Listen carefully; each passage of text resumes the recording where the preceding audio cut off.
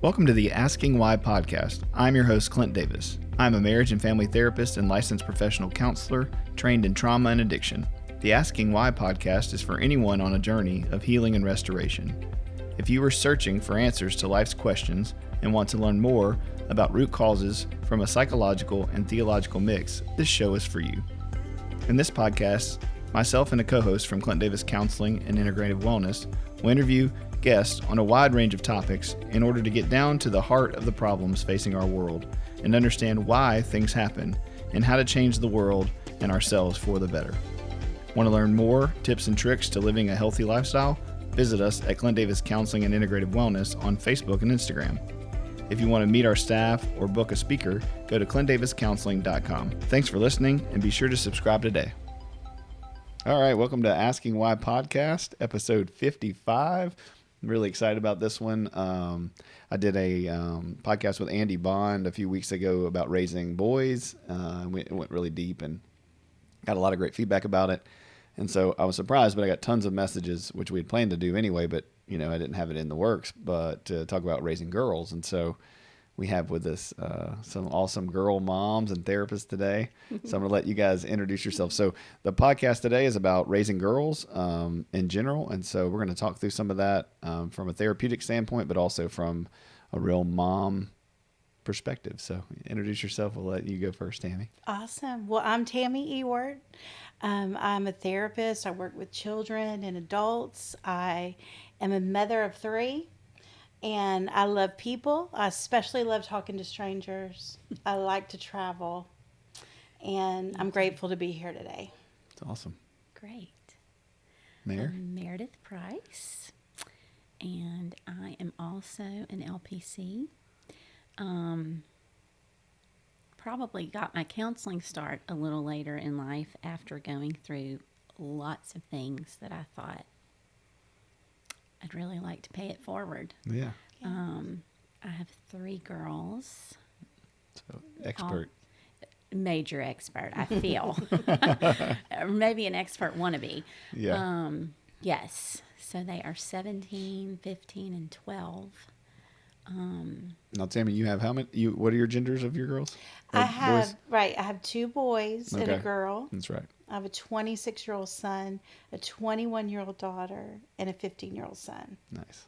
Yes. So both of you know what it's like to raise girls Yes. and both know what it's to counsel. And you both counsel a lot of teens, right? And young girls? Yeah, Yes. absolutely. For That's sure. awesome. Well, Tammy, tell me a little bit about kind of your story, what got you to become a counselor, where you're from, that kind of thing. Yes. Well, I love people. I've always been someone who wants to connect and learn people's story. Mm-hmm.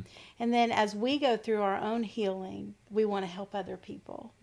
And so it was just kind of a natural flow in my life. Yeah. Now, you also do traveling stuff, right? Yes. Okay, so they call you Yes. Disney Tammy? That's right. Is that That's right? my name. That's right. So what led you to, when did you get your license or counseling? Yes, I got my counseling license a little later. Okay. Had started raising kids, and I'd always wanted and dreamed of being a counselor. That was my dream when I was a little girl, of what I saw myself doing. And a lot of that was because of counselors that helped me through things. So I wanted to do the very same thing. Yeah. And so I started having kids, didn't finish my master's, and then really just felt led and called to do it. So I took one class at a time, and my parents helped me. They wanted to help me do that. My husband helped me. They kept my little ones at the time. And I remember I just started one class at a time. And when it got toward the end, my advisor looked at me and he's like, "Tammy, you're about graduated." And I was like, "What?" I was just enjoying learning. Mm-hmm. And so got finished and got my license, and been counseling ever since. Yeah. I love it. And both of you came on board. It's almost been 2 years for both of you? A year. It's been a year. Okay. Yes. Time flies. A little I can't more than a remember. year. It does. Yeah, that's fly, right. Yeah. It's crazy. Yeah, that's right. Y'all came over March of last year, right? Something around there. Yeah. At the end of February. So we're working on the year. So hey, that's a good Yes. timing for the podcast. That's right, End our of the year. anniversary. We dodged the bullet for a year. Yeah. We made it. They didn't run us off. No, That's for right. sure. Yeah. When you say dodge the bullet, she means the podcast. The podcast, Yeah. yeah, Oh, for the sure. For sure. Yeah, Meredith's nervous, so that's we're going to get the nerves out of her by the time we get going. Oh my gosh. Yeah, every week I'm like, anybody want to talk about anything? My introverts are like, no. You made a really, kind of side comment that I think is something that I want to hear from you guys as we go. And we can talk about it now or dive into it later. But just that aspect of like raising girls into Yes. women, and is a thing that as boys we don't have to think about, which is, hey, you're gonna graduate high school, Yes. you're gonna get in college, but like if you want a family, Yeah. or you want to have babies, or you have to breastfeed, or any of these Yes. things, you're gonna have to adapt the timeline, right? Which sure. we don't have to think about. Right. That's not something me and Andy, thought about or Yes. talked about with. So I just think that's as you were telling your story, it's one of those things you personally had to deal with, but also have to learn how to teach, I guess. And that's what I'd be interested to hear from. Like, how do you talk to your daughter? How did you talk to your daughter about that transition and what that looks like? And so we'll put a pin in it, but Yeah. For sure. just pointing it out. Yeah. Yeah. What about you, Mayor? So I was a registered dietitian when I left college. And really, if you would have asked me what I wanted to do growing up, I wanted to be a mom. So that was the ultimate goal for me. Really, the career was kind of like just going to be the stepping stone to get me to motherhood.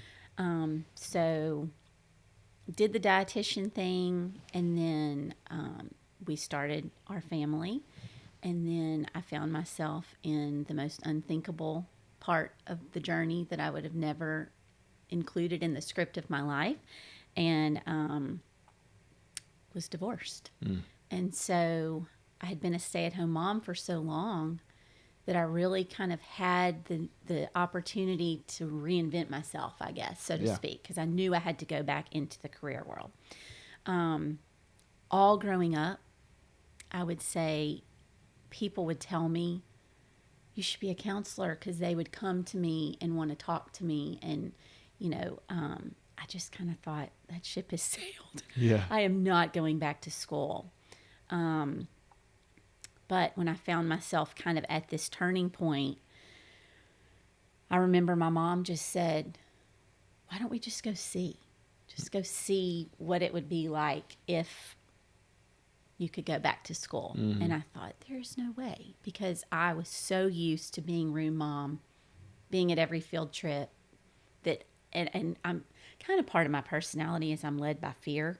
So I'm kind of like, that seems like it might be a little too hard. But we went over there. I literally signed up in the advisor's office, like at his computer, because I kept kind of like dodging, like, well, I'll think about it. And he said, no, if you walk out of my office, I'll never see you again. And he was absolutely right. So I did it. And I went to school at night. And, it was like my Mount Everest Yeah. that I climbed. But I am so thankful that I did it, because Yeah. I know this is exactly where God wants me to be. Yeah. I mean, Yeah. exactly. Like I've never been more sure beyond wanting to be a mom Yeah. that this is what I'm supposed to be doing. So, I love it. yeah. Yeah, you guys have been amazing. I mean, for people listening, Tammy and Meredith came in a year ago and just breathed such a breath of fresh air and maturity and quality and personality and support into our culture and into our office. And you guys do an amazing job. I hear from people every day, every week, just, oh, I see Meredith. Oh, I see Tammy. I was just going to tell you, I saw somebody, I was at dinner somewhere, I can't remember who it was. But I mean, it's so many times that I can't even keep up with the amount of people that say, hey, we see Tammy or we see Meredith and they've helped our daughter, they've helped our marriage, or they've helped us, and I just love them and they've changed our lives. And so, just, it is right where God wants you to be. And I'm super thankful to have both of you here. Thank you. Again, another, kind of side note about raising women and raising girls is just that idea of, the dependence on a man financially. And, we have this dream and this aspiration as a woman to be a mom and stay at home. And that's a good thing. In our Absolutely. culture, we can't really say that, I don't think, sometimes, without getting canceled. But Right. some women want to do that, and that's a great thing. And some people want to work and all those kind of things. But I think the interesting thing is that I want to hear from is like teaching girls that, like, yeah, but then if it doesn't work out, right, you got to fall back on your no money. Absolutely. Right. And so that's such an interesting, when people are on the camp of, women should always just stay in the kitchen and they should never work and they should never have a career. It's like, well, that's insane because things don't go well all the time. Absolutely. And life happens and there's death and grief and hardship and divorce and all these things. And like, what, are you supposed to just jump to another dude real quick so you can have a paycheck? Correct. So I just think raising girls, there's got to be this weird, you tell me, but I have 2 boys, so I'm not having to talk about this Sure. stuff, except for with clients. But there's got to be this weird dynamic of teaching and prepping and having this conversation. Absolutely. So. Yes. My oldest, she's about to be 18 in April, and we're kind of navigating the next steps for her as far as what she wants to do and where she's going to college. And she's right now kind of on the path. She thinks she wants to be a doctor, but a lot like her mom, she knows she wants to be a mom. Mm-hmm. And so we've had some really in-depth conversations about go for the gold right now, like get the medical degree because you can always be the mom, Mm-hmm. But and of course that comes a lot from my own journey of just wanting them to kind of be self-sufficient, but not to the point of, like anti-man. Yeah. Because of course that's not at all what I want for them, but just, obviously we want it to be easier for our kids, especially when we've navigated through tough things. But I think that's the conversations we're having in our house is just don't be afraid. Don't let fear stop you from doing what you want to do because maybe you wanted to be the mom, because I think she can be a doctor and be a mom. That's right. Absolutely. And, for so many clients that I know we've all seen, some people either choose not to be a mom or can't or adopt or, become a mother that way. Right.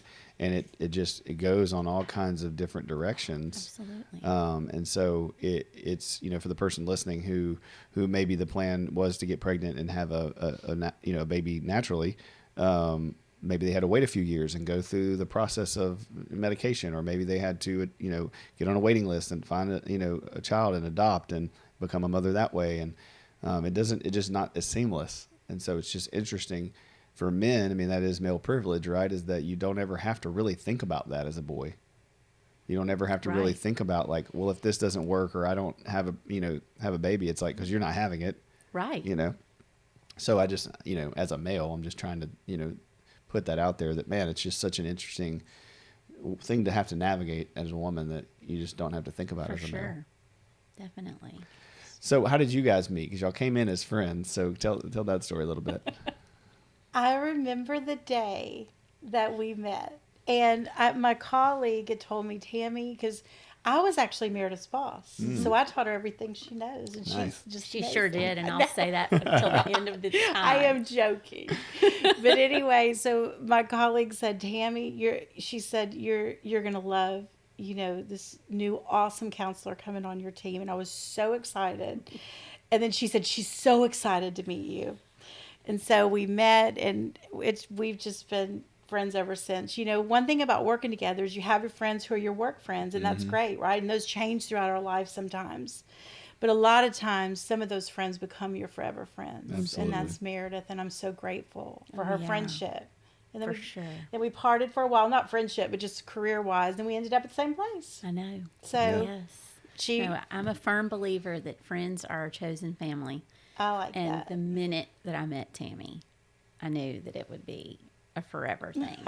Really. Same. And we laugh like nobody's business. But now that we do this together, we do. I hear you throughout the day, and I love it. I love it.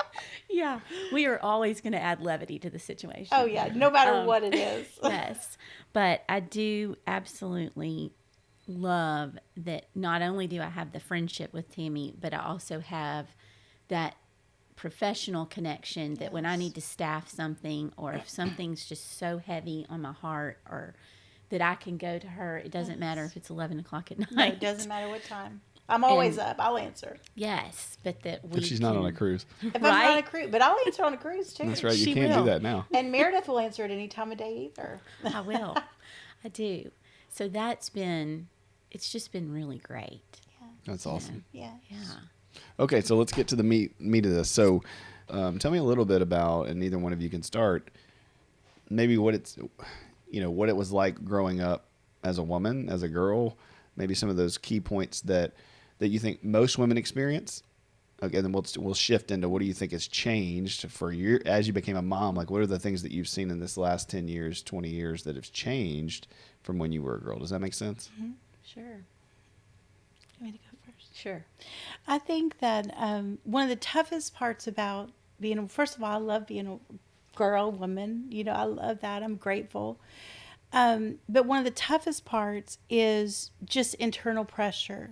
The pressure that we put on ourselves, and that pressure, that voice in our head that tells us we're not enough, that tells us we need to do this. Like we were talking about earlier, we're going to be the best family person. We have to be the best at our career. And I think managing that and realizing the truth is that we're worthy and we're valuable. We don't have to prove anything to anybody.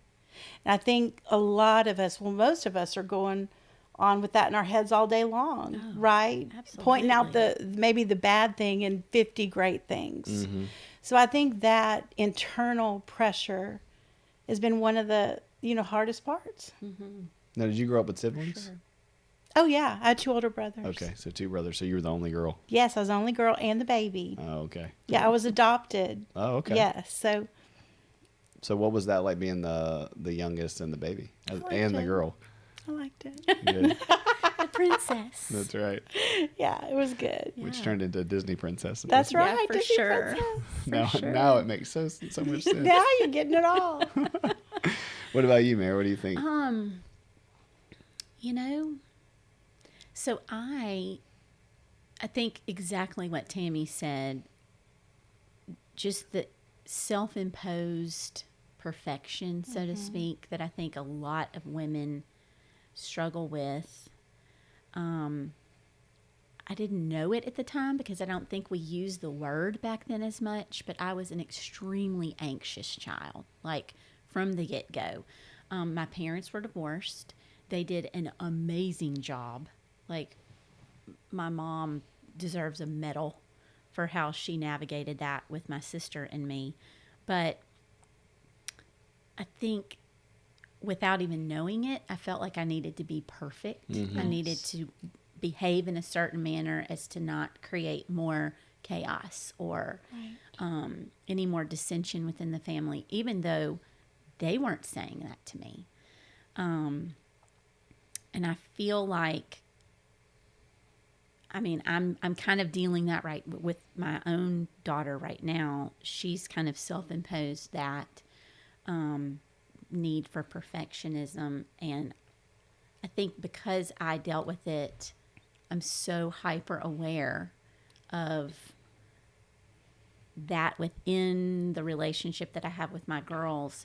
And I'll tell Maddie, that's my middle one, I'll tell her, you don't have to be perfect. And she says, well, I know. Mm-hmm. I know you don't think I do.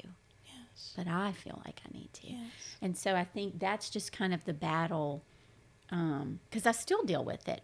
And I would sit with someone in my office and do all the time. And I'm able to point out how they're so beautiful, even if they can't see it. Yeah. Do I do that with myself? Yeah. Not nearly as often as I should.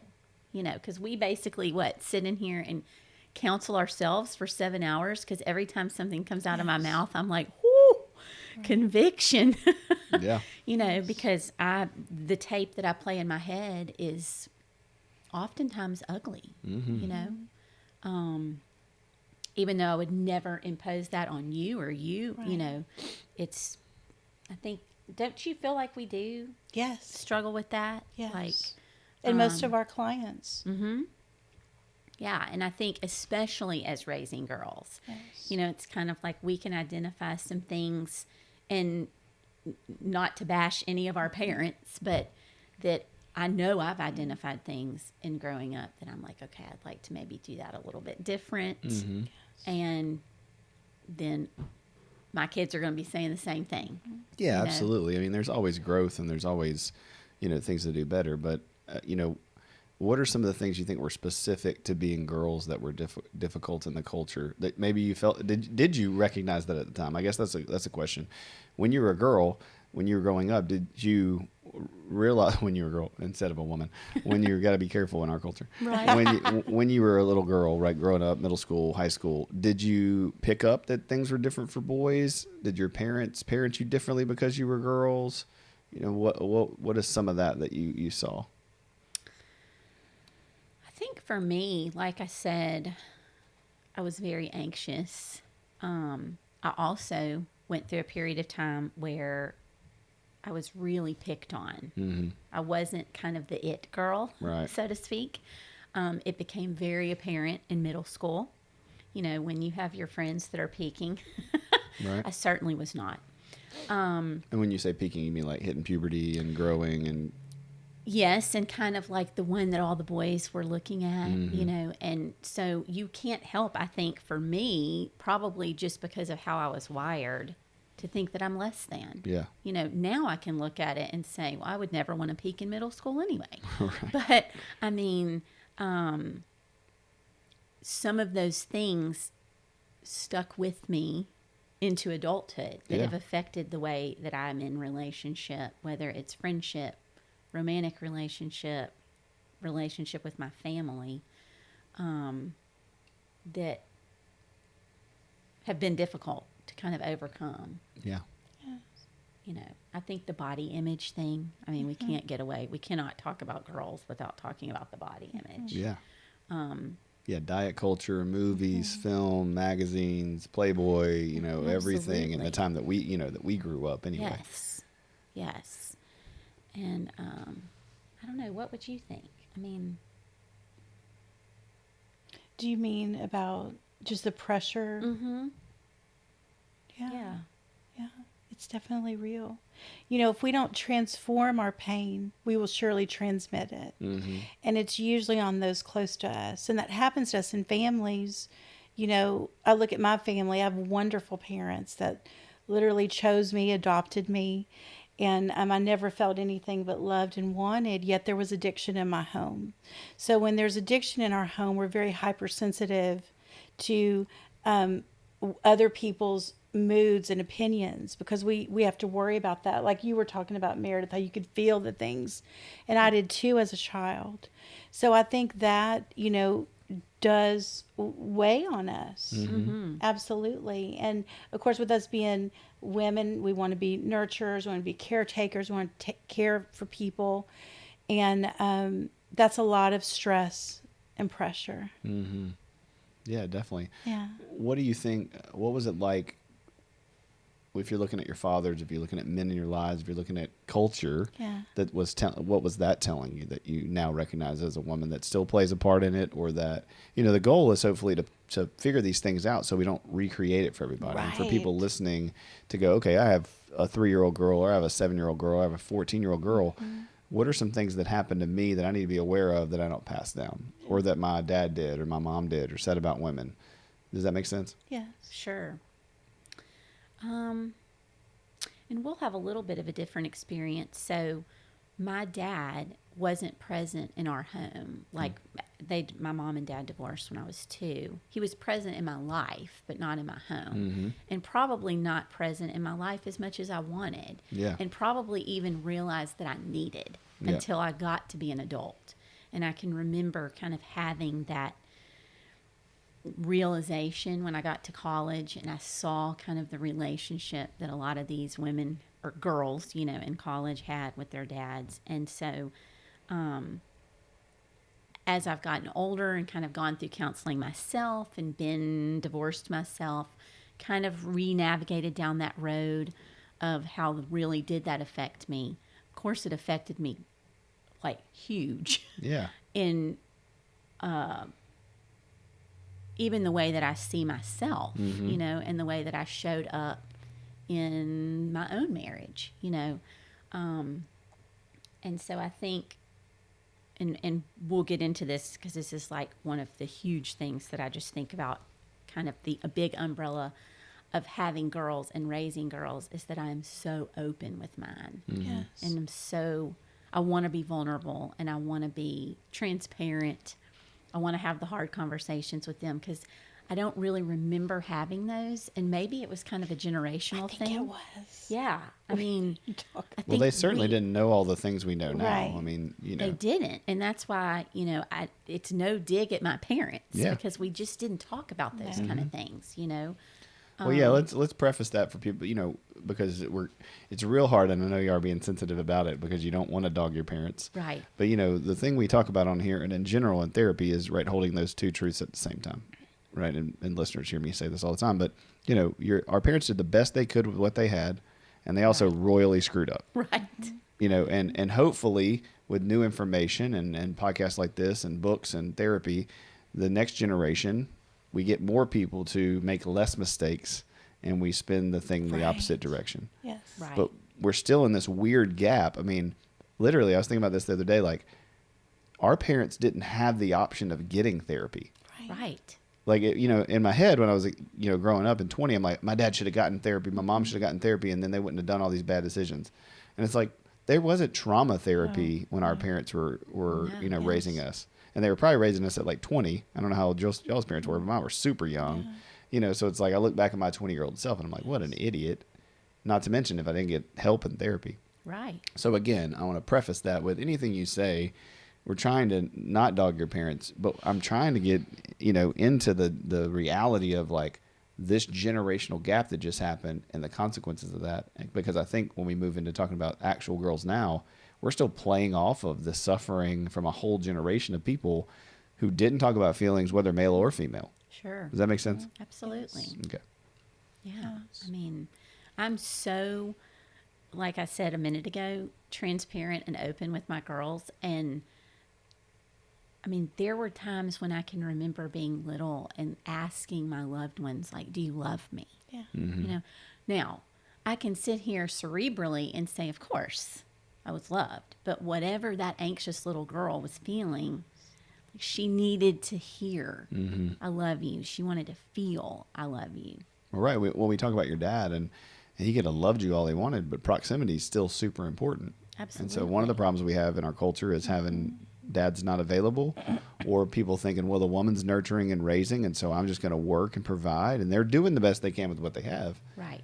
But then we grow up going, well, half of my parenting, dyad here is gone. Right. Yeah.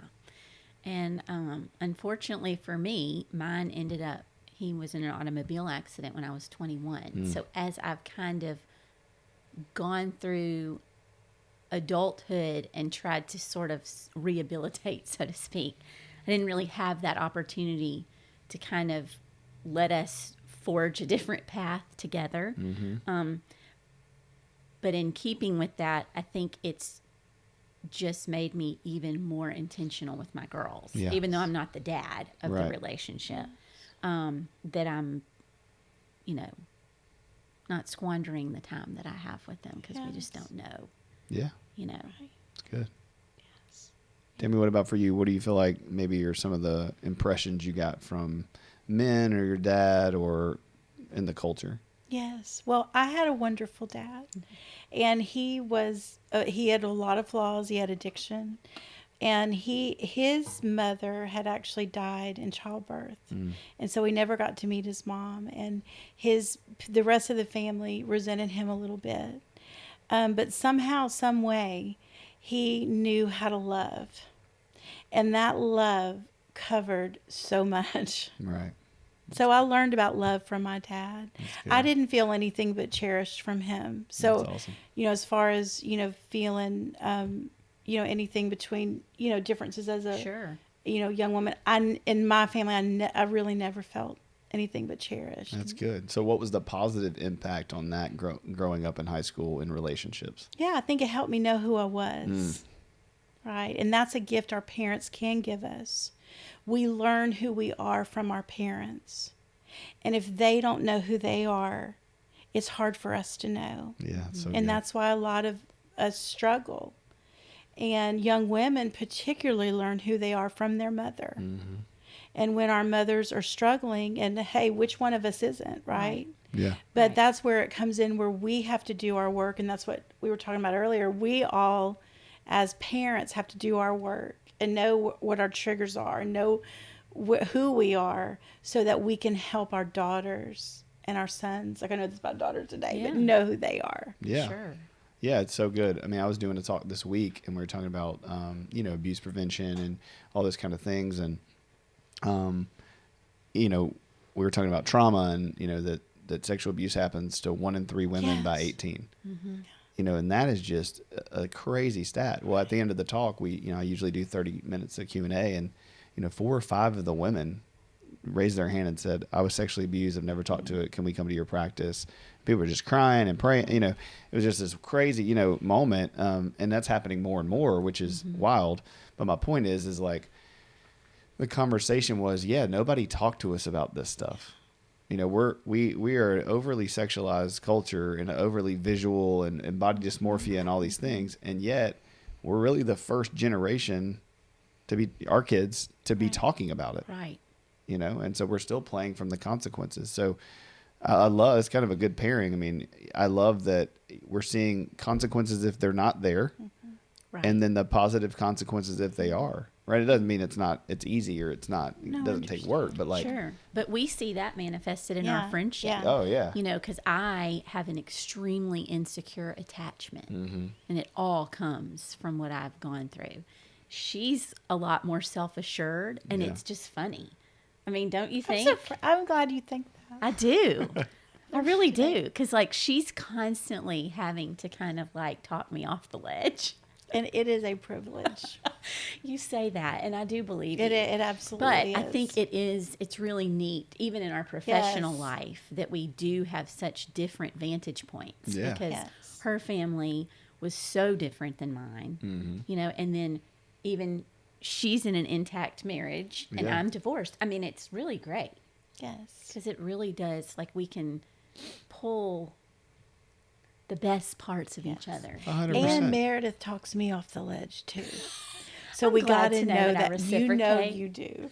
She talks me off the ledge. Yeah, it's good. I mean, but that's the body of Christ, right? Is that Yes. there's Right. not, I meet with a group on Mondays, and we're going through the Enneagram and the Myers-Briggs, and we're doing this discipleship thing. And so the Myers-Briggs has strengths and weaknesses. So we all read those to each other. And, one of my strengths is, like thinking about big picture things and dreaming and being spontaneous and fun. Well, the weakness, right, was, what was it? Loses focus, not very focused, not detail oriented, and overthinks. And so we were talking, and I said, it's so crazy how we label these things and we shame ourselves and call it a weakness. Now, I'm not saying that it can definitely become a problem, right, where you Sure. want to work on it. But like I was telling my wife, I said, how am I supposed to be, get this practice going, dream, think of things, employ people, and also not overthink. Right. Right. And so it's the same thing. Like, and we were talking about all of ours were different. And we're like, that's the body of Christ. Like, the eye can't be a toe and the toe can't be an eye, but without the foot, you can't, That's right. and it's like the same thing in our relationships. It's God takes these, what we see as weaknesses or negative things, and in relationship, he makes them whole and new and good. And we need each other. Right.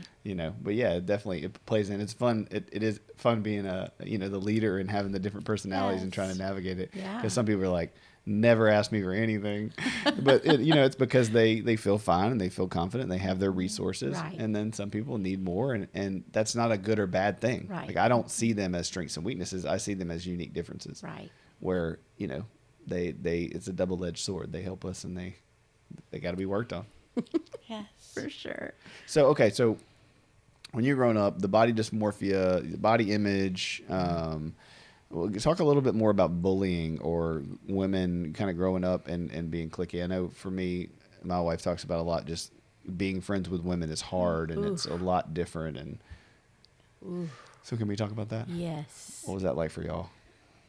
I struggled. I really struggled. I think part of it was my people-pleasing nature. But I always kind of felt, and I've described it like this before, like the girls were huddled and I was kind of like looking up underneath, like, I'm here. Mm-hmm. Hey, and I was included, but I didn't always feel, and some of it may have been my own stuff. Sure. Yes. And I can kind of see that now, but at the time, Right. it just didn't feel good. I can specifically remember being teased in 5th grade about my body. And, the teacher takes us out in the hall, which was even more shaming because I'm sobbing and she's bringing these boys out in the hall and they're supposed to apologize to me, but, that changes who you are. Yeah. It like becomes part of the fabric of who you are. Yeah, especially, and I was thinking as you were talking, like, what's even more important is what do the adults say about those situations as they're going on? Right. And if no one says anything, Right. which is what I'm assuming Yes. sort of Yes. happened, then you write your own narrative about Absolutely. And that's exactly what I did. Yes. And so I think it's really hard, because people will tell me all the time, like, I don't think you see yourself the way I see you. Yeah. And it's not just about looks, Right. because that trickles over into how we it. Absolutely. feel about ourselves and not just visually, just the way that I love myself, Well, it's crazy because, like, and from a man's perspective too, I'll drop this in here. I mean, women are beautiful in all kinds of different ways, Sure. right? And so I can tell my wife, she's gorgeous, and then she has some kids, and I still think she's just as hot, Yeah. if not hotter. And she's, going to beat herself up. Right. She can have abs, and I'm like, oh, you look really great. And she's like, well, I really need to lose this. But it's like historically, this just built in. It's not enough. Absolutely. It's insane. And as a husband, it breaks my heart because I know some of that, right, is just internal, but some of that also comes from male culture and all the things that are toxic, the picking and the bullying and, all that kind of stuff. So Absolutely. I've read a statistic that said 91% of women are unhappy with their bodies. Yeah. And that only 5% of women naturally possess the body type that's often portrayed in the media. Yeah. right. So And that what- changes. Yes. Right. It changes. And so, The goalposts keep moving. That's right. yeah. And so it's interesting to see it played out even in my 3 girls. My oldest is very self-assured. And it's almost unnatural to me, because I'm like, Chill out, girl. where did you come from? But it's beautiful because I love that she's confident because it's so the antithesis of who her mother is. So Right. I'm like, it came from somewhere, but it did not come from me. And then It did come from you, though. Well, That's what you're missing. You're sweet. That's your internal voice that we were talking right. about earlier. It came from you you're right. because you listen and you teach You're and right. you love. You're right. No, Really. It's true because and we've talked about this before, you, in those moments, and gosh, this is what I want people to hear. It's all of that stuff we're talking about, and we could talk about it for hours and hours. Yes, all of those things are hard, and being a woman is hard, but it's what people do for you when you're going through it that changes the outcome. Right. So as a mother, right, Yes. because you went through all these things, by the grace of God, were mindful as they were growing up. Right. Right. So I'm assuming when they were in 5th grade, you didn't miss these conversations. Well, no. And in fact, my youngest, it's like looking in a mirror. Mm-hmm. So she has experienced a lot of the exact same things that I experienced. The name calling. She's not what you would say would be average size, but I'm so careful in how I speak to her. Yep. And if she comes out and I can tell she feels amazing in her 2-piece bathing suit, by all means, Rock it. Yeah. Yeah. Because I wish someone had made me feel that way. Mm-hmm. Because I was going to be in the T-shirt Right. or the robe. Right. And so I do think, and this is what I would tell any mom and the moms that do come into my office, that you have an opportunity to change the script Yeah. for your kiddos. Because, Yes. my girls know they're going to be validated and supported, and that, if they don't feel good about themselves, then how can I help you? Mm-hmm. If Ava doesn't feel super comfortable in the body that she has right now, well, what can we do? without making her feel like that's unacceptable Yeah. to me. It's good. You know, even if the kids at school are saying, you know, you're too big to be on our team, or you can't play soccer, you know, or whatever horrible, hurtful things that, you know, kids say. Yeah. And we have to teach them, you know, why it is those people are saying those things, right? There's kind of this layer. It's like, Right. one, this is our value. This is Yes. God's value of you. And they're going to care way more about that than they are eventually about some other person. Right. But also, like, we have to teach them, those kids are insecure, hurt kids too. Exactly. Right. And their parents probably aren't teaching them how to talk to people. Yes. And they're working out of their own, you know, trying to get affirmation. And so it's just this big mess. Right. But like when we were growing up, nobody told us that. No. Right. No. You know, No. I went through bad bullying in 7th grade, and I hid in the library every recess because these two seniors would ring pop me. You know, they'd turn their Yeah. singing ring around, and hit me in the back of the head, and I would hide. And that's where I actually got like this passion for reading and fantasy novels, and because I would just read for an hour and then I'd go back to class just so I didn't mess with them. But those nobody came beside me and said, "Hey, these kids are insecure." You know, bullies and their dads are punks and, you know, whatever. So I'm just like, Right. what's wrong with me? You know, why won't these guys like me? Why is being kind and nice getting, you know, targeted? Exactly. Yeah. Yeah, we have lots of conversations like that around our house. Because that was kind of the one thing, you know, everybody always says, oh my God, you have 3 girls. I'm like, it doesn't have to be that scary, you know, because it was just my mission when I had them that I didn't care what we were going to do, but we were going to be kind. And so I just was always like honing in, go ask so-and-so on the playground if they want to play. Be inclusive, yeah. Yes, because once again, thankfully I had the awareness of like, you don't want to go through, you don't want them to either experience or be the giver Yes.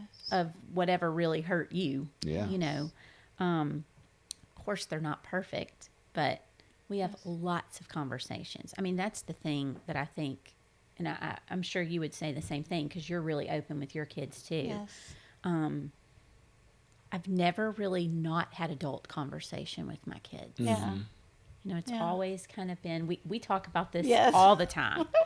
I mean, of course, we're not talking about like things they shouldn't know or details age of appropriate, things. yeah. Absolutely. But I mean, my kids know I'm not uncomfortable to talk about sex. I'm not uncomfortable to talk about anything. Yes. You know, it's just, and their friends come to me too, which I think is so hysterical, you know, because they're like, my mom will talk to you about that. And I don't know. I mean, That's good. Well, the way people treat us is a reflection of how they feel about themselves. So nothing's really personal. It feels personal and it hurts. Yet, no matter what, through, you know, cultural norms change, right? You know, in the 50s, different size was popular. So, you know, no matter what it is, we have to go to the root. Yep. And the root is we have to know that we're worthy. And we're worthy because of God. It's a gift. Yep. We're priceless in His eyes. On our worst day, on our best day. We're not less on our worst day, and we're not more on our best day. And it, you know, then it becomes almost like a game of whack-a-mole, because once you achieve the body size, well, guess what? Something else is going to come up. Yeah, your hair unless starts the falling root. out. Right. See, right. Okay. Unless the Truth. root. And that's what life teaches us. So good. And that's how we learn. And it's interesting, like, I'm so sad, you know, to hear about, you know, you being bullied. And at the same time, you discovered your love for reading and learning, and you learn who you were. And that's what we do in the counseling office. We help empower kids. We're never going to stop it. Yep. You know, and I'll tell kids, you know, it happens when you're an adult. You know, you have people, but I know when someone treats me poorly, I think, man, I wonder what they're going through. And then the same thing with me, because I can look back times when I'm struggling or when I was grieving. I didn't treat people the way I normally do. And I like to treat people well. That's important to me. But I can look back. And so we want to empower our kids with that information. And my daughter was, and she won't mind me sharing this because I asked her, but she was bullied by a group of girls when she was in the 5th grade. And in that time, it was very hard, but she learned her strength, and she learned who she was, and she learned she didn't have to hustle for worthiness from people. And you're not going to get it from people, because people are going to treat us how they feel about themselves. So happy people don't tear other people down. That's right. But we encounter broken people all the time. Yeah, I think you're right. And I think, listen, men and women have totally different issues, but it does come down, a lot of times it comes back down to that root conversation. Yeah. And we need to honor and respect the differences. I love feminism to a degree, right? But it can also get really toxic when it misses the root. I love masculinity to a degree, but it can get really toxic when it misses the root. And we have this weird argument in our culture right now where everybody's trying to take the fringes and make it hyperbolic and like just talk about it. And it's like, okay, well, just because someone says I want to work at home and be a good mom, and that's a dream, doesn't make her less of a person. And just because somebody says, hey, I don't want to do that and I want to work, doesn't make her less of a person. Right. Just because a guy's trying to teach his son to work in the yard and to be tough, right? It depends on the type of tough he's trying to talk about, right? What makes you tough is being emotionally intelligent and being able to deal with things. And that's actually hard. Right. But again, we get the fringes that talk about it, and then they make everything sexist and they just magnify these parts that are really missing the point. Yes. And so when we talk about bullying, it's like with women, I think there is a biological, Jordan Peterson talks about this all the time, like there's a biological thing where, men, and I can just remember this growing up, if there's an argument or there's a gossip, like somebody's getting punched in the mouth. Right. And so it's a very quick, biological like ending of that drama. Because if I'm talking to John about, Bill at the basketball game, the next time I see Bill, he might deck me. So it limits some of the verbal and emotional kind of conflict. Right. Whereas women, they don't have that same fear. And so it turns into a lot more gossiping, slander, and getting their needs met with verbal and emotional kind of like attacking. And again, there's a spectrum. But I found that to be pretty accurate. What do y'all think about that? Oh. Agree. Absolutely. And even as adults, right? I mean, guys can kind of have a little bickering, and then we're like, screw you, and it's over. And then we're like, move on. Yeah. And then a lot of times you see, oh yeah, I'm fine. And then they treat you different the next 6 months. Right. Yes. Oh, yeah. For sure. Yeah. Because they're not really okay. Right. Right. Right. And I'm not saying all the guys are okay either. I'm just saying the mode that they deal with it in is so different. Yeah. For sure. And then I think that leads to more internalization with girls. And then it's like, Absolutely. well, then I can't be right. That's what I was pointing to again. Right. Yeah. Yeah. I mean, just had this conversation with one of my daughters over the weekend, having a little bit of a friend issue. And we started to realize that their response was really a lot of gaslighting. They weren't in the headspace to be able to acknowledge just her feelings. We're not even going right or wrong. Right. That this is how she's feeling. And so I was like, disengage. Let's just disengage and kind of reassess who your safe people are. That you can go and get your emotional needs met, even if your emotional needs are being met by a different group than like your social needs. Because it happens. Yeah. I mean, that, like you said, they get their feelings hurt, and then the behavior does change. Yep. Among the friendship or the group or whatever it is. And if parents aren't talking to their kids about it, which it's most likely most parents don't even know that the argument has existed. Well, yeah, and that's the problem, right? They're Yes. not talking to their Right. kids. Yes. Right. And so, So how do you guys, raising girls, how do you specifically, obviously you're being mindful about all those things, but how do you engage in those conversations? Or how did you, as they were growing up, being little up until teenage years, what were some things you did that were like, you now see as like them becoming young adults were super paid off really well to keep that conversation going? You got to be present. You got to be present with your kids. Listen and not just talk, because they want to be heard. So I think that's the way to do. Play, have fun, go do things together. Even when things are hard, make that time to be with your daughters and listen to them. Yeah, that's good. Yeah. I think patience is so important. You know, kids are kids and they're not always going to do it right. And goodness knows, you know, there have been many times when I've had to really like garner some major patience. But I think I wanted to establish that relationship with mine where they're not greeted by shame Right. as like the initial reaction from me. Yes. You know, I talk about this a lot in my office because we use disappointment.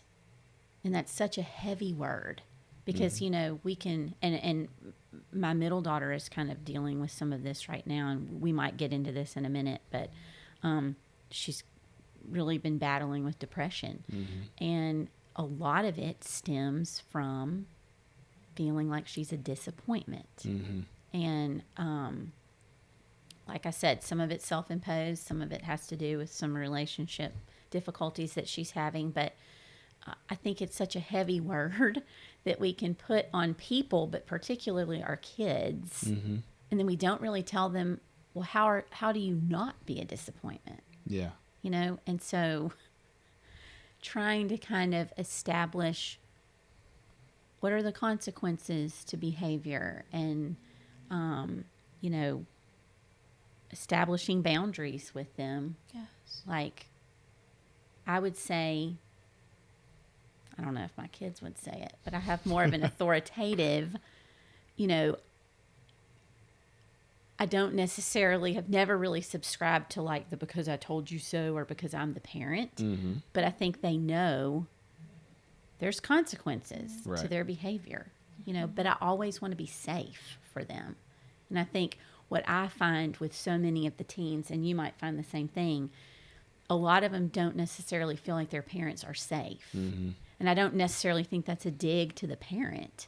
It's just They might not know how. they might not know how. Right. And that's kind of what I help the child to see or the adolescent to see. You know, it's really not about you all the time. Yeah. You know, Right. Yes. I don't know. Yes. And children aren't just preparing to live. Yes. They're already living. Yeah. And I think as parents, sometimes we forget that That's so because we good. want to prepare them and we want to teach them and we want them to have everything we didn't have. Yet struggle, none of us are immune to struggle. We have to go through it. Right. And that's how we learn. That's how we strengthen, how we gain strength. So they're not just preparing to live. They are living and their opinions matter. Their thoughts matter. And we need to be a soft place to fall. Yeah.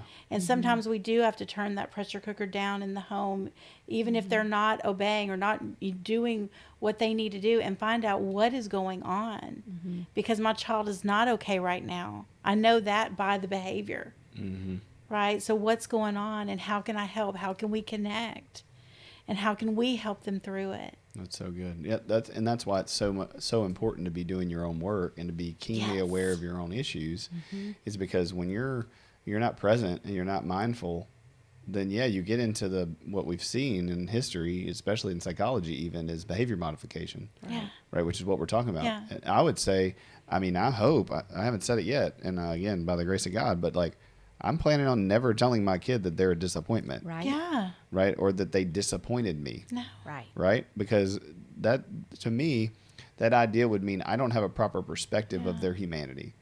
And me and my wife tell me this all the time. I'm like, Yes. we should assume that Grady and Jude are going to get it wrong 9 out of 10 times and be really excited when they get it right because they're learning. Absolutely. And instead, they do great for 2 weeks and they have one day where they're kind of off. And I'm like, oh my gosh, this is so annoying or it's overwhelming. It's like, well, Clint, they had one bad day. Like, Yeah. you don't get a bad day? Yeah. Right. Like you had more than one bad day this Right. week. Like, Right. and yet you're right. Like they're actively living their life Yes. out with us. Yes. And I think that comes from, a little bit of bad psychology of, A plus B equals C. Right. And a lack of theology that says this kid is God's kid. He's created them to be a separate thing from you. Yes. Right. And so, especially as a dad, I think there's that old school, you're going to be a Davis and you're going to do this. And it's Yeah. like, no, I want to figure out who you are. Yeah. And then I want you to come into our family and accentuate it and, Yes. and all these kind of things. And I think that works for boys and girls. Right. But I do think that girls being more relationally, there is a smaller margin for error. Mm-hmm. Right? I think boys need just as much affection, attention, affirmation, all those kind of things. But I think the consequences for girls tends to kind of blow out Right. more than what I see with Absolutely. relationally. Yeah. That's interesting. Yeah. Because I think boys they can, the culture's like, it's a pro and a con, right? The culture, playing sports, building stuff, being tough, like it's not a good way to give your affirmation. You just don't see all that cost until later because they can do all the work. Right. Where I think girls, they tend to, in their social settings, they need more connectiveness. And so it kind of implodes in their relationships earlier. For sure. Men just don't learn how to be emotional, and then it implodes in their relationships later. Mm-hmm. Yeah, in my opinion, Mm-hmm. on a spectrum, always. Yes. Yeah. Every situation's different. But even when like I'm a very emotional man, and even in the last 5 years of therapy, I'm like, oh gosh, like I have so much that I'm not even tapping into that my kids have brought out in me. Right. That I'm like, oh man, it's just more depth to what God can show you and healing that He can bring you, and Definitely. it's good stuff. Yeah. Good. Okay, so what are the differences?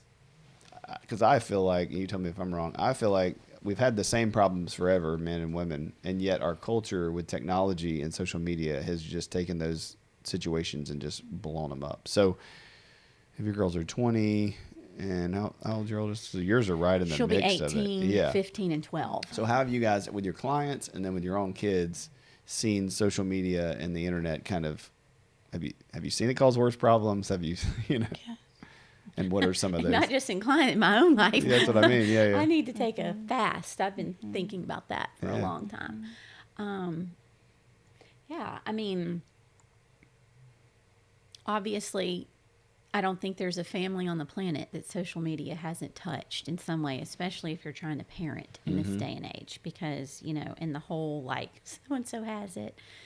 I've just kind of really tried to parent mine individually, knowing kind of their different personality That's traits. so good. Yep. As I mentioned earlier, my oldest is extremely self-assured. She doesn't really buy into it the same way that my middle one would. And so I had to really think long and hard about that before I let her have it. And it was kind of the unpopular opinion because, well, Ella got it, at such and such time.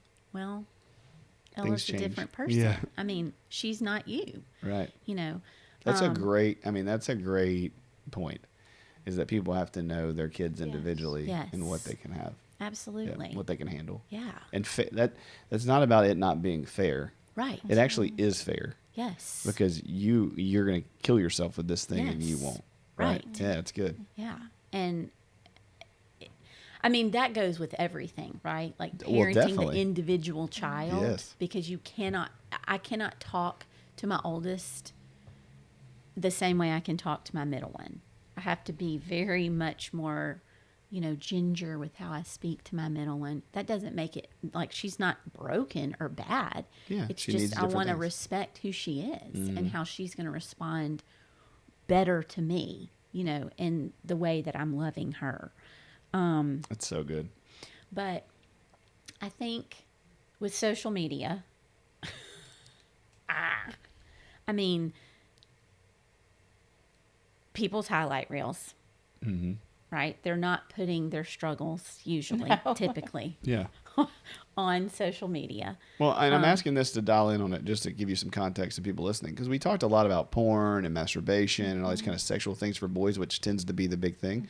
And they have problems with social media too, but they're not whitening their teeth and putting on filters. Right. I'm not saying they don't, on a spectrum, but for the most part, what I see with social media is just the taking of body dysmorphia and then just exploding it. Exploding it. I mean, the apps where you can airbrush your face and, shrink in your waist. And at the end of the picture, you're like, is that even the person? Right. I don't know. I don't think so. I know what's touched my foul. I don't know about yours. We only wear one outfit one time. And I'm like, well, we need to start renting your clothes then, because we can't keep purchasing all these clothes, because once they go on social media, it's like they're done. You know, maybe that's poor parenting on my part. No, it's I don't know. not poor parenting. I had like the one dress. If I was going to an event, I was wearing the dress. Right. Yes. You know, I had like a favorite shirt and just wore it everywhere I went. right, for sure. And now they can only wear it one time. Apparently, That's insane. you know, I mean, and I'm kind of teasing a little bit, but not really. I mean, it's definitely just, I don't know. What do you think? Because Cass is older. Yes. Well, I think it's important to educate, you know, and we need to be educated as parents and therapists. We got to know what's going on out there. And two, continue to go to the core, because anyone can follow a rule, right? But if they're not really owning it, then in a situation where there's pressure, or if they're impulsive, you know, or something, they get in a relationship or something and they feel pressure, you know, it's not just about following the rule at that point. It's about knowing who you are. Yeah. It's great. And knowing this is me, and this is what I stand for, and this is what I want for my life, and this is how I feel about myself. So I think continually, because life will bring things back to us again and again. They come packaged in different ways. So right now in culture, it's never been like this. Like I've practiced for 15 years. 15 years ago, the kids I dealt with, like I look at some of the things that comes in my office now. A lot of it was not in my office 15 years ago. 100%. For sure. Unbelievable to me, right? It's a whole, so we have to. Can you tell me a few of what those things are? Yeah, well, a lot of it is is gender, you know, have an understanding of that.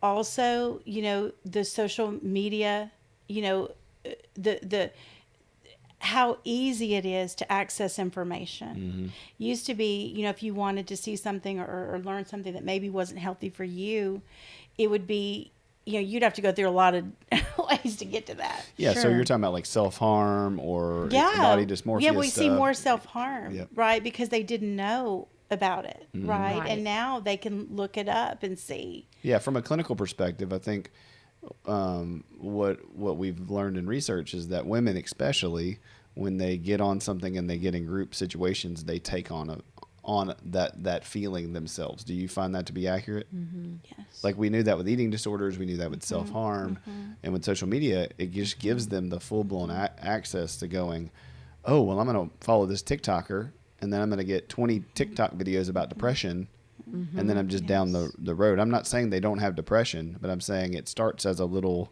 seed, Sure. right? And then they want to feel connected, they want Right. to feel known, they want to feel part of Right. something, and then it just is And all that's they the watch. key. So that's the root. They want to feel connected. They want to feel known. And helping our children know that that's what they're looking for and how to Yes. find it. And no matter where we are in culture, you're not going to get it there. That's good. You know, all we have to do is look at, you know, the famous people of our world, the most beautiful people, the richest people. You know, how often do we look at, you know, news and they've tried to commit suicide? And you think, why them? They have everything. The truth is, they don't know who they are. It's so good. And so it'll never fill us. And I think letting our daughters know that, you know, and those kids that we work with to understand that, how you get it, how you get to that place is vital. That's good. What do you think, Mayor? Oh, man. Yeah, I mean, this might be spinning us off for a little bit, but I know, that's like, fine. one of the big things that I have talked to my girls about, and I talk to any adolescent that comes into my office, just the gravity of, I mean, employers are now going to social media accounts to Yeah. see, Oh, I do it. right? I mean, and just how one decision can alter your life. And I tell mine, I'm like, it's essentially like I'm handing you a loaded gun and asking you not to shoot anyone. Yep. You know, and so that's why we're going to talk about it. I'm constantly asking them, are you involved with anyone you don't know? online, you know. And I mean, they're like rolling their eyes like, no, Mom, we know. But I mean, just trying to stay as connected as possible so that we can't make all their decisions for them, obviously, but just having the conversations with them about this. Like, you might not be thinking about whether the medical school that you want to get into is going to look at this post that you made back when you were a freshman in high school. Right. But it's happening. Yes. Oh, I yeah. mean, Or and if you're going to be a senator or, you know, an opera Correct. singer or any other Yes. big public figure, they're going to look back. Like our digital thumbprint is right Absolutely. there, you know. And so I think What you think politically right now at 17 or 20 Right. is not going to be what you think Yeah. at 30. right, yeah. I mean, I don't know. That was not exactly what we were talking No, about, that's- but I just no, that's I was good. thinking about it in relationship to the social media aspect, because I know that's just a conversation that comes up in our house constantly, you know. And I have girls that I've counseled that have shared pictures of themselves because they thought they were in love, you know, and just like once it's out there, it's out there. Well, yeah, again, You the know. margin for error is so small with Right. technology. So Right. where we didn't have text messaging to send somebody a nude Right. photo. Exactly. Right. I mean, you might flash somebody. You know what I Right. mean? Like that, and that's what it used to be like in Yes. movies, right? Right. Is like a girl going down the street, pulling her shirt up, and that was like the hot Right. kind of fun, cool thing. Yeah. And now, I mean, that's the average teenager in high school is sending nude pictures. Yeah. I mean, I think it's like 56% of them have. Yeah. Like that's insane. Insane. You know, I was reading this article the other day that was saying, you know, in a lot of high schools that one of the games they play is how many nude pictures of girls can you have on your phone as a boy? Like how many can you get, and whoever has the most kind of wins. Which is a problem both ways. It's a problem of girls not knowing they don't need to send these pictures, and a problem, you know, from the boys of consuming porn. And I think, you know, even with that, I mean, that's the new thing. And I think your girls are right in the mix of it, or right on the other side of it. But we're seeing a lot of 12, 13, 14-year-old girls struggling with pornography Yes. in a way that you would have never seen Never. 10 years ago. Right. Oh, absolutely. I mean, it's showing up in my office for sure. Yes. You know. And so Yeah. why do we think that is? Well, why would you say that 10 years ago, you know, because boys and girls scientifically are the same, let's say 10 years ago, why has social media or the internet allowed for that to be such an increase in girls? Curiosity. Mm-hmm. So access, right? They're curious, and so they can just go on and look at it. I think I've had a lot of conversations with the adolescents that I counsel about they felt compelled to go on and learn this so that they could perform There we go. Yep. the way that the man or the boy that they were going to be with would find acceptable. Absolutely. And then maybe what started out as just a very innocent, like, I'm going to teach myself, turns into an addiction. Mm-hmm. And then, you know, and we don't talk about it. It's not as There we go, normalized yeah. for girls. You know, it's kind of like majorly taboo. Uh-huh. It's I feel like much more normalized for guys to talk about porn addiction Right. than it is for girls, Right. you know, or women. But I mean, I would say the same thing about masturbation. I Mm-hmm. mean, that's such a joke, ad hoc joke on a show about a guy, right, but it's still a struggle with women. And I think becoming more and more clinically because of the addiction and because of the attachment and because of all the things we've been talking about. right. And then because I think there's the stigma related to that, then it leads to the substance abuse. Yep. And then it leads to the shame. Yep. And it's just this cycle that repeats, you It's know. so good. I mean, it's bad, but Right. you're communicating it well. Right. Yeah. Yeah. I mean, Well, and that cycle is the point. right. And what I want for people is to hear, like, how to not get on the cycle in the first place. I mean, they're going to screw up, Right. right? They're going to make mistakes. But what I hear from y'all is having conversation, having close relationships, you know, like having that bridge between you that's going to be able to hold it, and then giving them context, Right. right? Having moms and dads who go, hey, listen, here's how, like, because if they're 14 and they're learning from porn how they should be acting, we've missed the boat on having a conversation about sex and how men should treat you and how you should be treated. Yes. And if you got to double down on that if there's not a dad or a brother or somebody in the home teaching you that respectfully too. Right. And I think that's part of the problem. It's like, if you have great parents and they're together, it's hard enough. But if you're missing half of that one way or the other, then you got to double down and overcompensate, because the culture is definitely going to teach them. Right. Absolutely. And I know I share with my girls, it's normal Right. to feel attracted to someone. That's completely normal. It would almost be more weird if you didn't. Right. It's how you respond to that, you know, and what you've set, you know, right now. My oldest is in a relationship. She has like made this proclamation. She wants to wait till marriage. Great. But I give her permission in the event that that starts to shift, or she feels like maybe I'm wavering on that a little bit. I'm a safe place to come and talk to her, you know, about that. So we can like, let's not be impulsive. Right. Let's talk through it.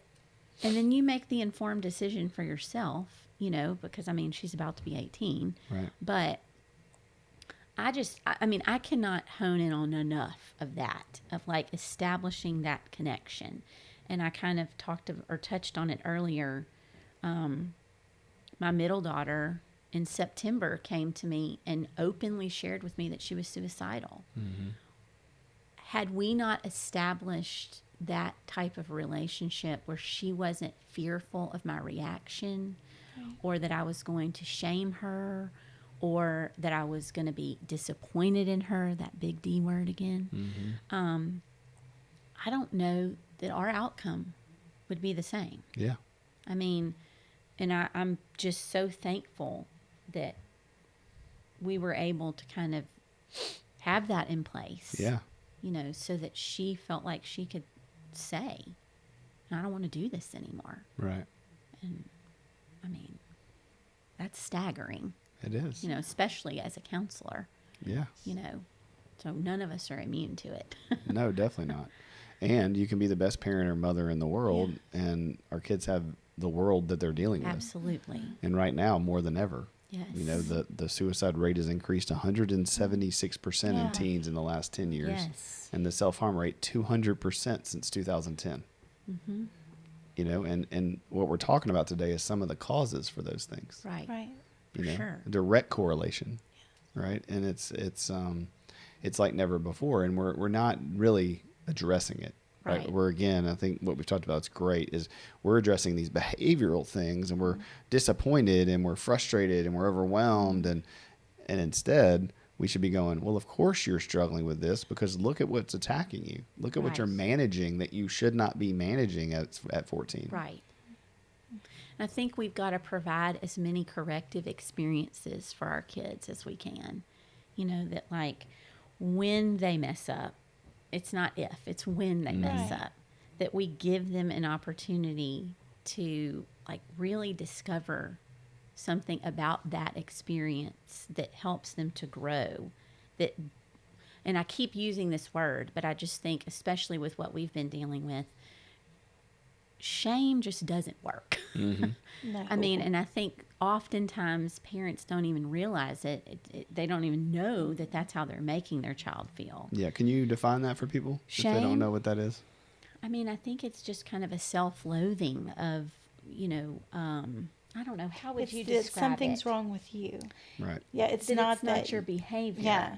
Right. something must be wrong with you, and that's how the child internalizes.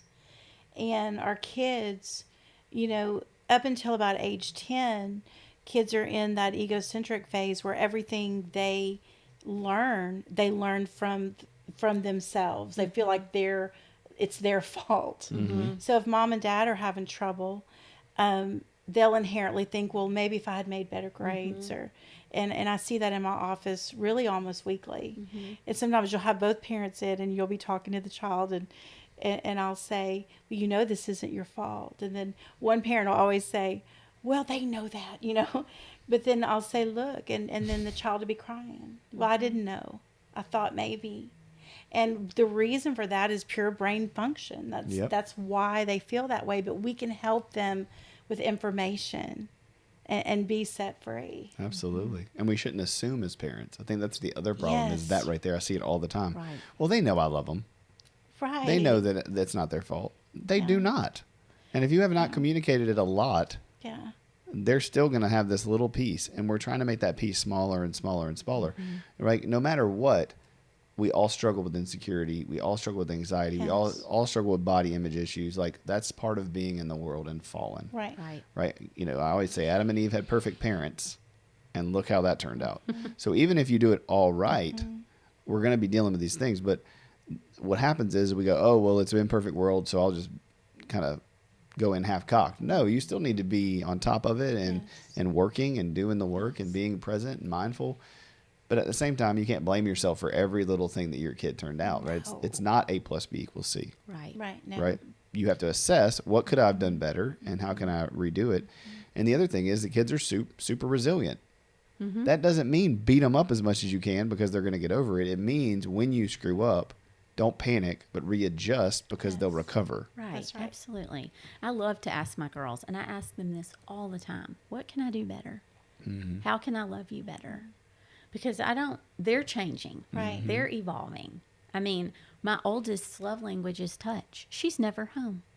So I constantly say, how am I doing? Yeah. How can I possibly be loving you the way you needed to be loved if you're never here? Right. You know, and so it's just kind of like staying in connection and kind of reassessing, like, what can I do? Because, I mean, like you said, none of us are going to be perfect. It's not the goal. But just like I want to be seen and loved, they do too. Yep. That's right. And they're changing. I mean, the way they wanted to be loved at 10 is not the same at 15. That's so true. You know, That's a good point. That's so true. And we have to be ready for that. yeah, for sure. Yeah, which means we might need to learn, Right. you know, from a therapist, from a pastor, from a book, you know, what it is that our kids are going through and how can we be ahead of the curve? Because I think that's the other thing that I see a lot is a problem happens, puberty happens, you know, a period starts, we catch them watching porn, we catch them self-harming, and then we're like, how'd this happen? I was completely unaware. And yes, in rare circumstances, that can be the case. But more times than not, we look back, right? All of us have as parents and been like, ooh, I was stressing or struggling with this thing, and so I wasn't paying attention to them because I was worried more about myself than them, and Yes. we have to readjust. So for me, I want people to see, like with the girls, you know, we have to be ahead of the curve. Yes. We have to be having conversations with them, not when they're in the midst of bullying or not when they're in the midst of puberty or not when they're in the midst of anxiety and depression, but like, hey, this stuff's coming. This is what I've dealt with. This is what women deal with. If you have these things go on, come back and let's figure out how it's affecting you as an individual. Yes. Not this is how it affects all girls and this is exactly how it's going to play out, but here's some things that could happen. If it happens, please come talk to me about it and we'll adapt, and I won't shame you, right? I won't make this about your worth and value. I won't make this about you not being enough or a disappointment or. And really, I think as a parent, it's also recognizing we can't always make it about us too, you know, because I think a lot of our response sometimes is out of our own pride. 100%. Like not wanting to feel like we didn't do it right or. Yeah. And that's a great segue into, you know, toxic motherhood or narcissistic moms. Yes. And so tell me a little bit about how you, from a clinical perspective or a personal perspective, what are some of the like major problems with that? Because I think moms affect, you know, if they're unhealthy and they're toxic and they're narcissistic, which means, right, they had trauma and a story and it's not a judgment, but it's like that still causes all these problems. Sure. Yes. So what would y'all say are some of the things you see in your office or that you've experienced? Well, what we do in those cases, and we can learn pretty quick when we're working with children, you know, many times the parents are on board and they want to learn and they want to grow with their child. But sometimes you're in a situation where one parent has a personality disorder or they have some mental illness that we know is chronic and is going to continue. So at that point, we educate the child and teach them how to cope. I remember I had this child probably 15 years ago, like it was like when I first started practicing, and I had this child, and his mother had some very unhealthy patterns, and he had to speak to her on the phone, court ordered every Wednesday night. And he was such a sensitive, wonderful child, and he took on so much of her moods. And so some nights she would talk to him and, she'd be in a good mood and she'd talk about how they were going to go get ice cream the next time she saw him, or she was going to bring him something. But then the next night, next Wednesday night, she'd say, y'all have ruined my life. You've ruined my life. And your father's ruined my life. And he would be so sad. So he would come to me every Thursday. Aww. And through play therapy, one day we were playing with these cars, and it was one of those cars, and you may have seen them where the engine pops up. Mm-hmm. And just as we were playing, I said, you know what? I said, Mama's kind of like that car. She looks like a car, and sometimes she works. But when you pop open that hood, the wires are different. Mm-hmm. And that helped him understand, and it helped him externalize from what was going on. So as time progressed, like on Thursdays, he would come in and he'd say, oh, Miss Tammy, he'd say, that car was acting up last night. Nice. It was not working. It was backfiring. And, we would have a moment and we'd talk through it. And then another time he'd come and say, oh, Miss Tammy, the car was working. It was just a great car last night. Yeah. But through that, he got to understand, that as much as this hurts and as much as we want to fix it, there's some things as therapists, right, we can't fix, but what we can do is empower children. Yeah. And let them know that this is not about them. This car, so to speak, was broken before this child was born. Mm-hmm. And that's going to continue. Those patterns are going to continue. Mm-hmm. But it's not about this precious child. And there's nothing he could do better, and to help him understand, the nature and the way he could understand of mental illness. So we do a lot of that in the office. That's good. And we do a lot of inner child work. Yes. And that kind of goes back. I do a ton with my clients of kind of having them revisit. Right, you're talking about adult clients. Mm-hmm. Yeah. Adult clients, and have them kind of basically parent them the way they needed to be parented when they weren't. Yes. And we will do letters, like they'll write a letter to themselves when they were whatever age maybe they feel like they were most I hate to use this word, but victimized. Yeah. Because I think that helps them to, it really kind of helps remove, don't you think, like, it helps them to see that if their parent had known better, they would have done better. Yes. Yeah. And it's not personal, it's even not though personal. It feels super personal. Yes. Because that's your parent. Yeah. Yeah. It's like one of the two people on the planet that's supposed to just love you unconditionally.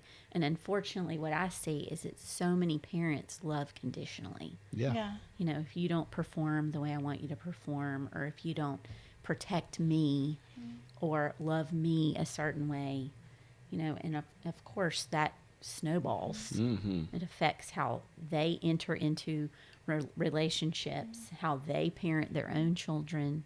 But I find that that's actually really effective. Yeah. Is to have them kind of go back and tell that little person what did they need. Yes. What, it wasn't about you. Yes. That's good. Yes. Yeah, as you were talking, Tammy, I was thinking all that just applies to our adult client. Like all that work that you do applies to the adult client. You nailed it perfectly, because that's the point. If you're hurt, we're talking about raising girls, right? And so we're trying to avoid hurting them right now, like we were hurt. But if you're out there listening to this and you're like, man, I'm not doing a good job. I feel like I don't know what to do. I'm very emotional. I'm very over the top. I'm very direct. I'm not, and my kids are having all these issues. It may be that you need to stop and heal that inner child in yourself. Yes. And realize that, man, I am reacting to my kids because they remind me of my mother, or they remind me when I was a kid, or they're triggering these things in me. And that's the first step to being able to change is being mindful about why it's happening.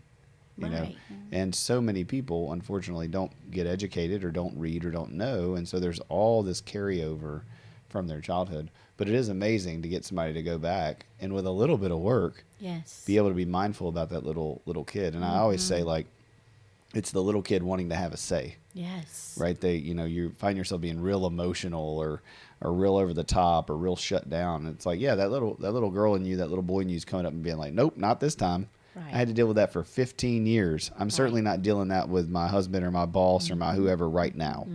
You know, so I'm going to do my thing this time. Yes. And when you get them to realize, well, even then, it had very little to do with your worth and value, none to do with your worth and value, and very little to do with you in general. Right. Then in these moments during adulthood, they're like, okay, hold on. Tammy didn't respond to me in a text message, or somebody didn't turn something in, or somebody, you know, got fussy with me. That has nothing to do with me. Right. This is a very tiny, isolated thing. But when we don't connect it back to the hundreds of times when it did have something to do with our parent and our attachment, then we start reacting back then. Right. Definitely. And so I love to see people get that empowerment of like, oh, I don't have to act like a child. Like I don't have to yell and scream and throw a tantrum or shut down or control or do drugs or whatever that impulsive thing is that I've done my whole life. But I want to remind people that if you have those things going on, those are also the things that helped you live. Right. The coping skills that saved your life. Sure. Yes. Like, and I would say that for you, Meredith. Yeah. Those, you know, me and Tammy and everybody else, but like you shared it. So it's like that, oh, I got to pay attention. I got to mind. I got to take care of people. That saved you. It did. Right. It just ain't going to save you now in good relationships. And I think that's huge. And what I really try to work on with all of my clients is just you give them a permission to forgive. Mm-hmm. You know, because I have so many people that come in and say, I'm broken. And I say, you're not broken, you're healing. Right. I mean, and we don't have to stay broken. And when we start to kind of make that connection of how it wasn't personal or it was how we survived, we really just give ourselves that freedom to like let that go. You know, that we don't have to hold on to disdain for our parent that maybe didn't do it right. Yeah. You know, it reminds me of I can't remember what Asian culture it is, but they do like the potted stuff, and anything that breaks, they then redo it with gold. Yes. And so it's like, you know, this broken piece that goes, well, yeah, but that's golden. It creates this other beautiful thing if we heal. Right. If we restore it, if we do it, it's so invaluable. Right. And I think that's the key. It goes back to us talking about strengths and weaknesses. Right. I will say, and I've had this happen in group a couple times, and so I'm trying to remember to say it, but we always say our parents are doing the best they can with what they have. You know, they have good intentions, but that is most of the time true. But there are cases where parents are intentionally being cruel and awful because, yes, deep down it comes from insecurity, but sometimes parents are just being mean to you to be mean to you. Yes. And that's a whole different level of trauma and work we have to do. So I do want to acknowledge that for most people, it's like I can differentiate and say, hey, listen, my parents just didn't have the education. They thought when they spanked me, or they thought when they yelled at me, or they thought when they talked to me about, you know, being strong or being tough, that it was encouraging, or they thought when they didn't, you know, hug me and console me when I was getting my need, that was going to make me strong. They really did have good intentions. It just was terrible information. Right. And then there are situations where there's sexual abuse or physical violence or, you know, a host of other issues where they didn't think what they were doing was good. They just wanted to do the thing. Right. And so for those people listening, like, there is a difference, and both can be worked out and healed and forgiven and restored. Absolutely. But it's going to still come down to that same thing of what does it say about you? Right. And so them being really toxic and unhealthy and abusive says nothing about you. Right. Absolutely. Or if they just didn't know and they were making not as good choices, informed choices, that still doesn't have anything to do with you. Right. So I love that, you know, both of you have said multiple times, like, it is getting to the root. And I think for our kids, it's invaluable early on for us to emotionally teach them that. Yes. You know, that me and my son say it all the time, like, if somebody's doing something to you at school, it has nothing to do with you. Right. You need to assess if you could do something differently or if you had any input in it. But it has nothing to do with how loved you are, how safe you are, how worthy you are. So that when he's 15 and there's a real bully, Sure. his instinct is, I'm not even going to worry about this dude because he's secure, right? He's like, this guy's got problems. His dad probably beats him. Like, you know, whatever scenario he builds up. Right. But man, so many of us, our first instinct when someone does something is, what did I do? Yes. What could I have done differently to not need that? Or I should have moved mountains so they weren't upset. And man, I mean, just them, I know in my own life, that tends to be my response. And Sure. And I think it gets trickier if that person is your parent. Yep. Oh, yeah. You know, because I mean, I'm constantly in my own life and in counseling you know, at what point can we remove ourselves from a toxic relationship or an abusive relationship because it's what's more loving to us? Yes. Ultimately, do we just withstand it forever? No. Yeah.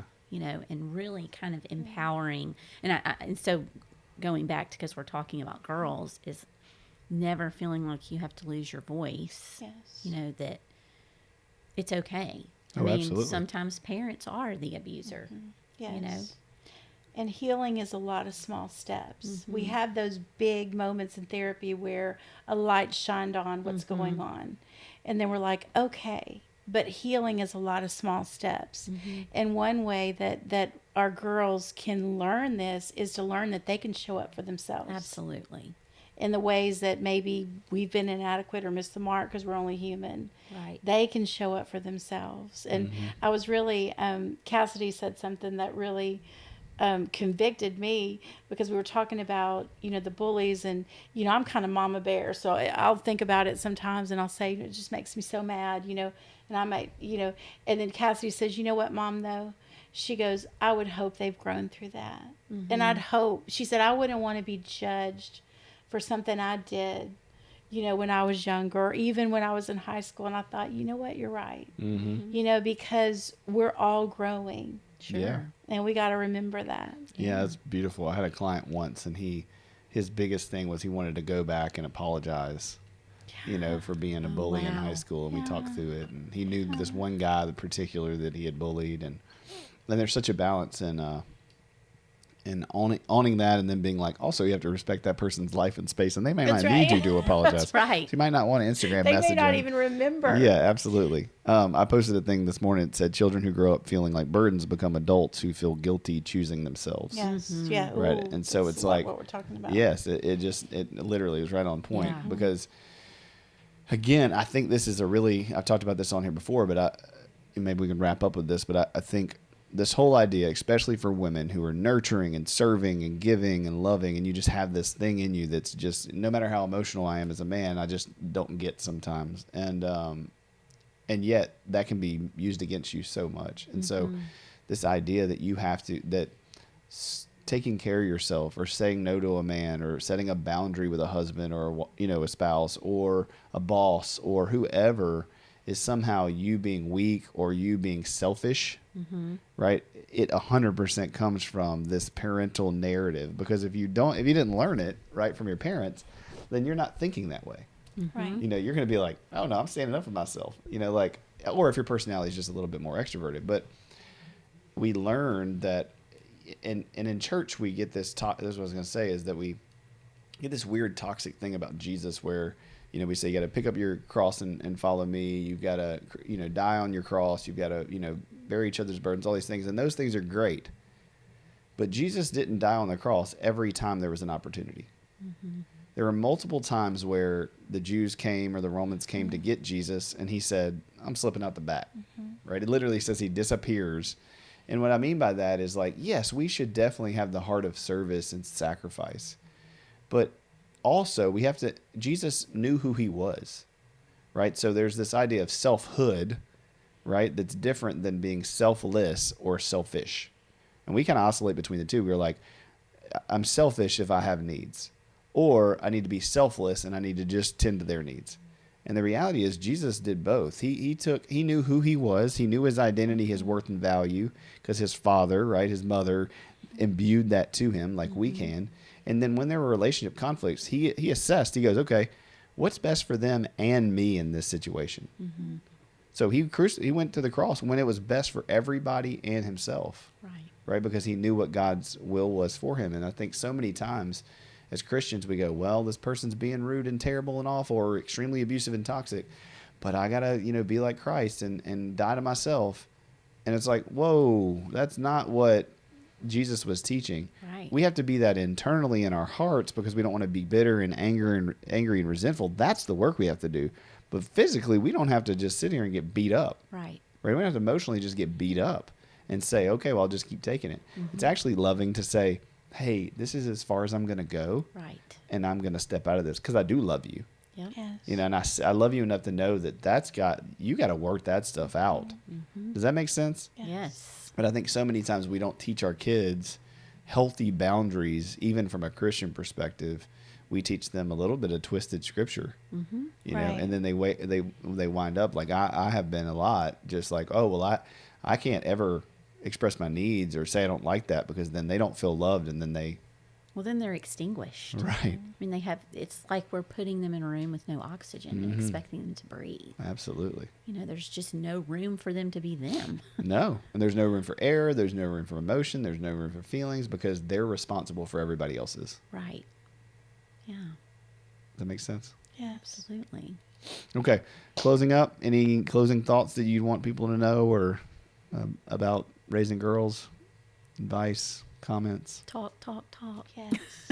Yeah. Yes. Honestly, I mean, I just think it's truly, I think, saved my daughter's life. Yes. It's good. That she felt like she could come to me. Yes. You know, when it was so scary to her. I mean, and of course, you know, scary to me too. Mm-hmm. Yes. But I'm just so thankful that was established. I think that's truly when I kept thinking, you know, in coming in here and talking about teen girls, it's just, or raising girls, having that relationship, you know, where they truly feel like I'm safe. I think that's such a comfortable word Yes. for that relationship to feel safe. Yes. Because, you know, it'd be very easy for me to impose all of my baggage. Yeah. And what I hear On you them. saying being safe is having, you know, open arms, being empathetic, being sympathetic, being a learner, as Tammy said earlier. Yes. Letting your kid know that when they come to you, you're going to be there for them. Right. Not with your agenda, not with Right. your personal opinion. You'll might give that stuff, but what they're first going to be met with is a soft place to land, Yes. you know, empathy, grace. And them individually. 'Cause Yeah, I think as for parents, who they are. Right. Yes. Because then they Like, feel known. right. Right. They're Because like, this "Oh, she isn't knows what I me." would do with Yeah. Ella. This is what I'm doing with you. Yes. Yeah, it's good. You know. And that relationships are a marathon. They're not a race. Mhm.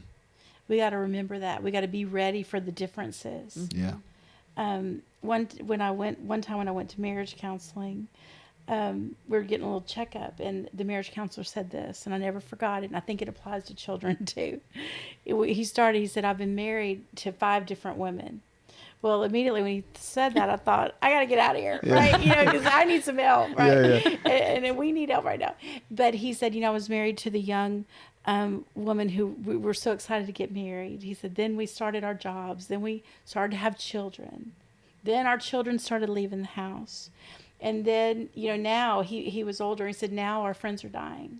Mm-hmm. And I think about that the same way with our daughters. We got to be ready. Mm-hmm. We got to be ready because we have the little children that we love, and we can fix things with ice cream or, going to the park.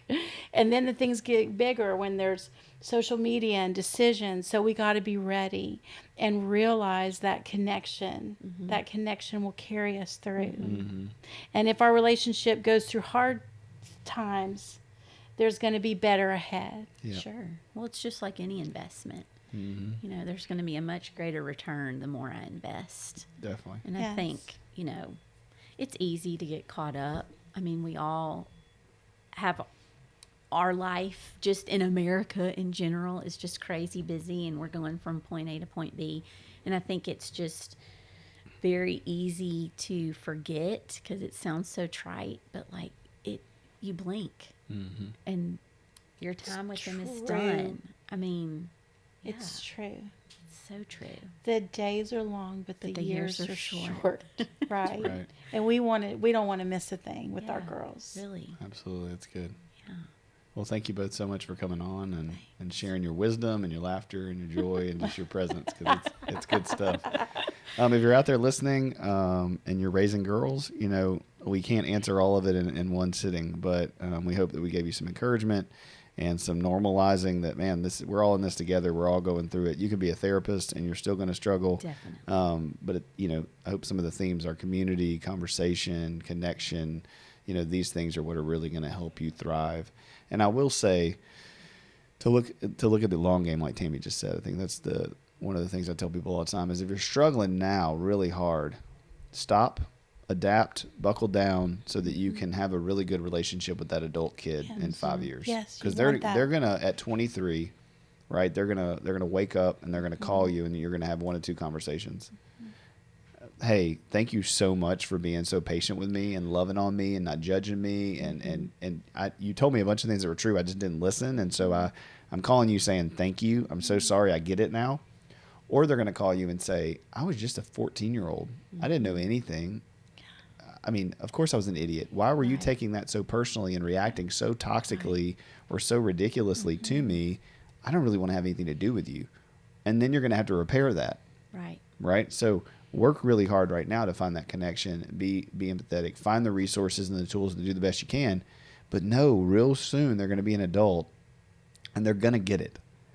But if you don't do it now, you might miss the opportunity later to have a 40-year relationship with them and grandkids and adulthood and all those other stages. So that's what I would encourage. Okay, thank y'all. Have a good week. God bless you. Please subscribe, like, follow, share, the podcast as usual. And we'll talk to you soon. Bye.